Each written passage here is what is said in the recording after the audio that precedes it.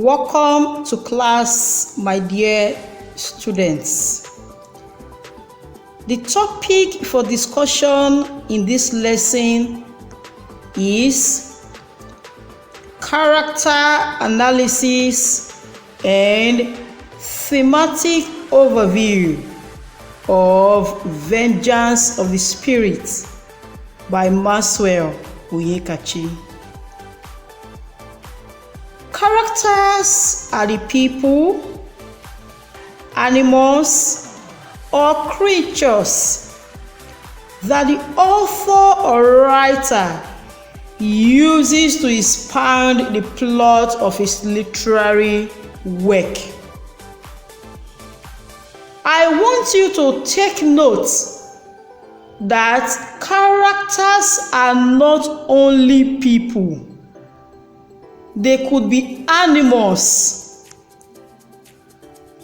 They could be people or inanimate objects. In this lesson, I will pay more attention to the human aspect of the characters.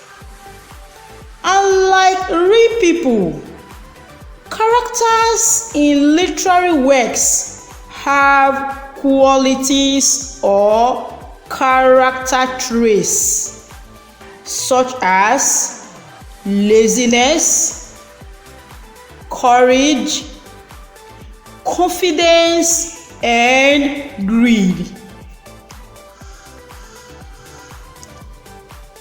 The writer uses characterization to make these traits known to the reader. What then is characterization?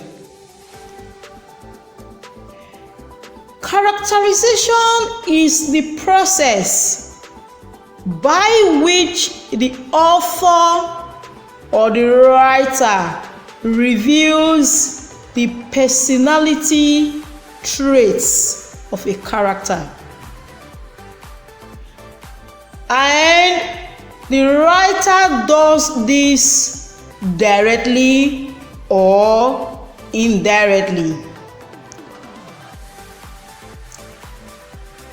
Direct characterization is the process whereby a writer describes a character by telling us the character traits that personality possesses.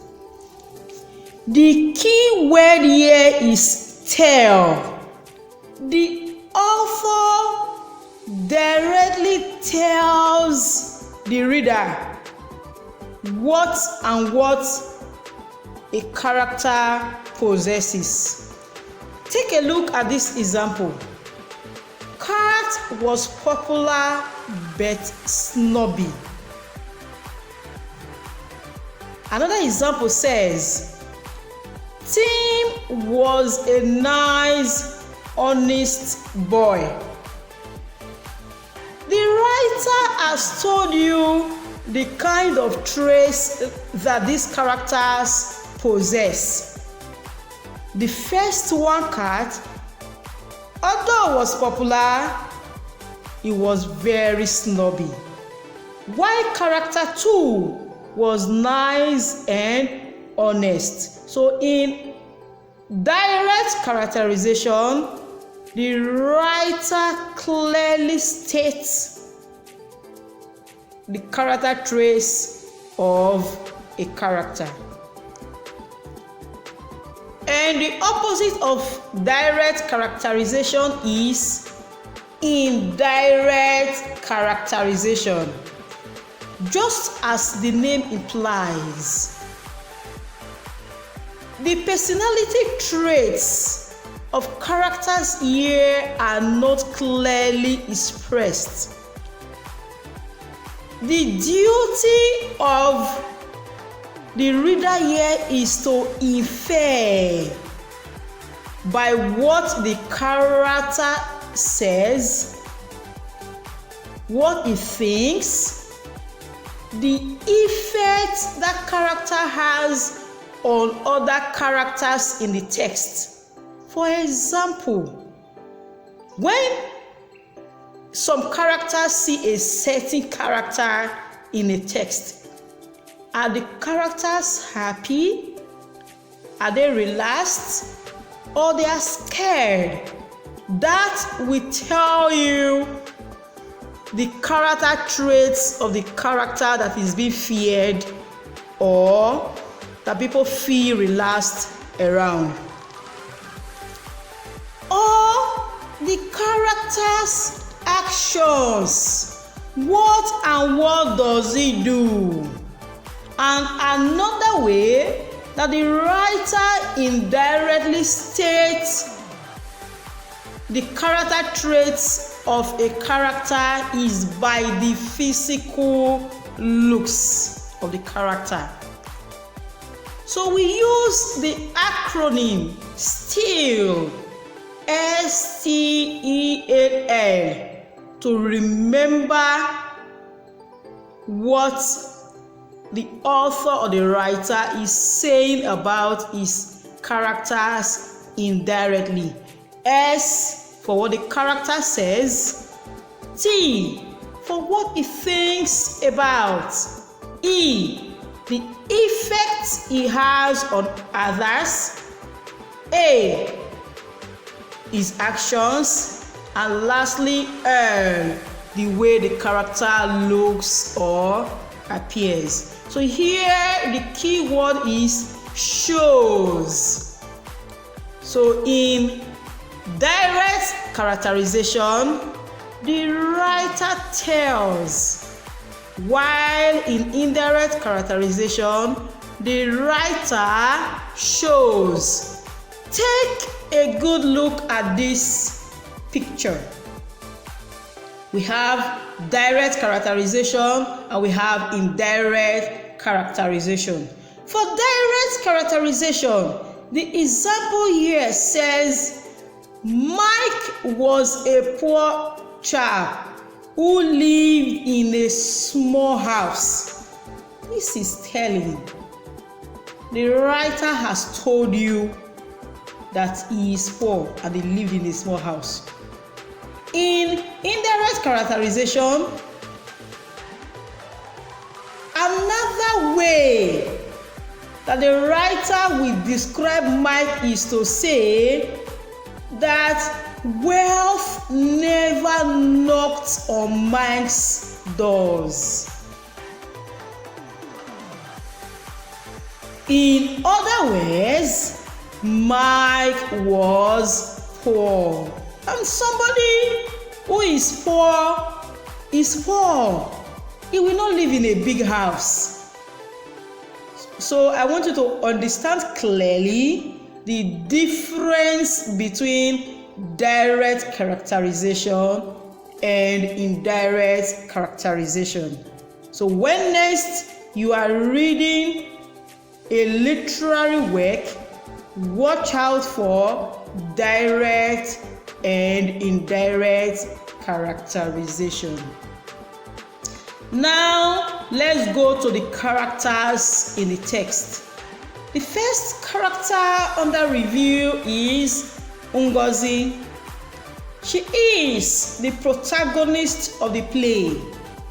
She is Okoro and Ojigo's daughter.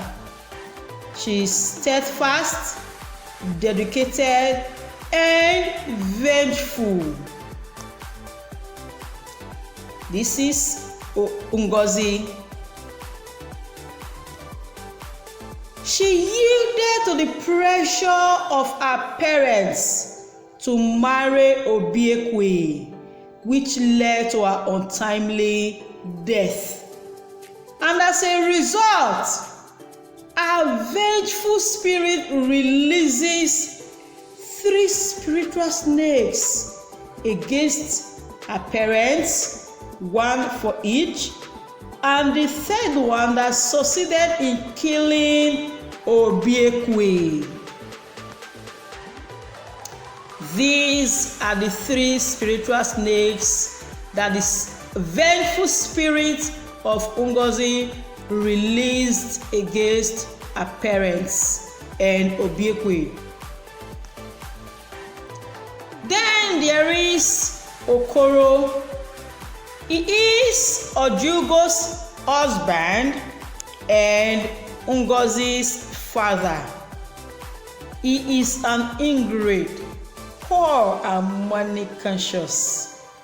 He is unable to sponsor Ngozi's university education.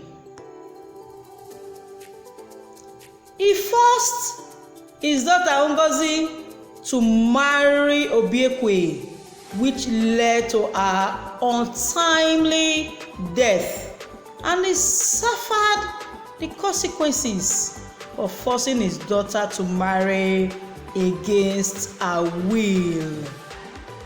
First, he lost a daughter, and another consequence he suffered is he was beaten by one of the snakes that the vengeful spirit of Ngozi sent against him. This is Okoro, Ngozi's father. Ojugo is Okoro's wife and the mother of Ngozi. Like her husband, she is also an ingrate and money conscious. She suddenly forgot all that Okpoko did for them when he was still financially buoyant. Even when the daughter tried to remind her of those things that Okpoko did, she said, "No, old things have passed away." And she asked her daughter, "Will love put food on the table for you? Will love cure your sickness or buy you some clothes or wrappers?" Spirit of ingratitude. Such a fair weather friend. At the end of the play, Ojugo is remorseful for compelling Ngozi to marry Obiekwe. This is Ojugo. Okpoko is another character in the text. He is a poor and peaceful man. As he tried, he could not complete the part payment of Ngozi's bride price. To be honest with you, I have no money to complete your marriage rights. I have been having a really rough time for a long time now, even though I have worked so hard in the rain and in the sun.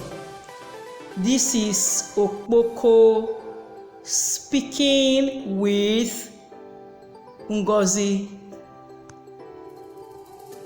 And here is Okpoko in his farm, in the rain and in the sun, trying to make ends meet.